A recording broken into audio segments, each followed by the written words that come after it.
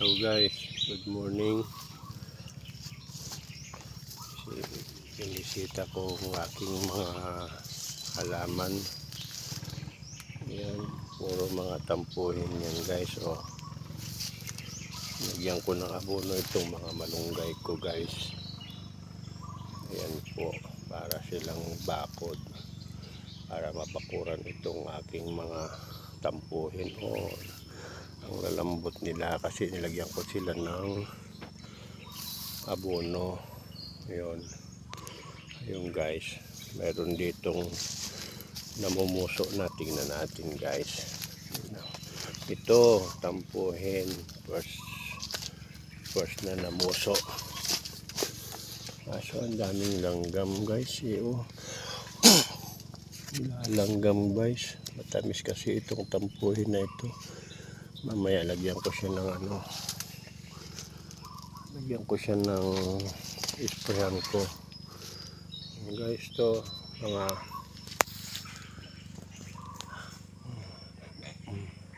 saging ng bata. Ayan guys, sunod-sunod sila. Ayan pa isa, namumuso na din guys. Yung mga nakapile yan, mga saging ng yan guys, mga batag ibali. Wala, dito naman sa linya na to, ayan, mga sabayan guys, hindi pa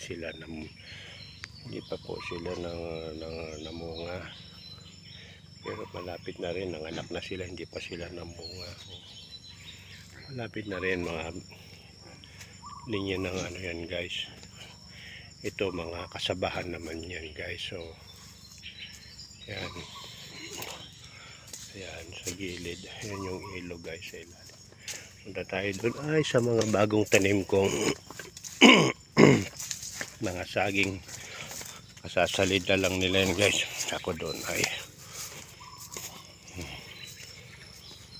guys, dito sa tabing ilog guys.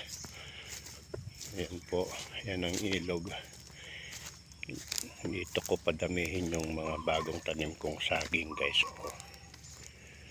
Ayan po sila, nagsasalida na. Ayan po yung ilog. Dito sila, nilagyan ko ng pader yung ilog para hindi bababa yung lupa. Ayan guys. Ayan sila. Ayan, punta doon sa gilid ng dagat guys. Yan po. Yan, pinatay ko na yung payar dito, yung malaking punong kahoy guys. Yan, wala na siya. Ito yung kanto. Yan guys. Dito naman tayo dadako sa aking mga nyug guys. Lalambot ng mga nyug ko guys. Dito sila sa gilid. Sa gilid yan ng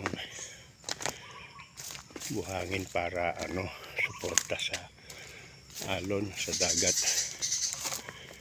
Yan po guys. Ayun yung sa kasagingan ko, yung pinanggalingan ko guys. Ayan po. Ayan yung kubo ni Dodong.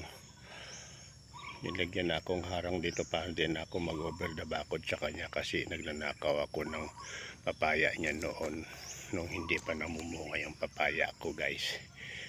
Ito yung lote na binakantihan ko guys. Dito sila, kambing ko, mga baka ko minsan guys, dito sila. Binakantihan ko itong lote ito para malinis, para pwede ko rin pagbiladan ng aragan pag wala na akong pera, mag-aaraga na ako. Tapos guys, pwede rin itong pagtayuan ng tent pag may bisita guys. Dito malawak, pagtayuan ng tent. Ito yung bahay ng kambing ko pag dito sila guys. Yan, dito sila sumisilong guys. Ito nyo guys. Ayan na guys. Bye bye.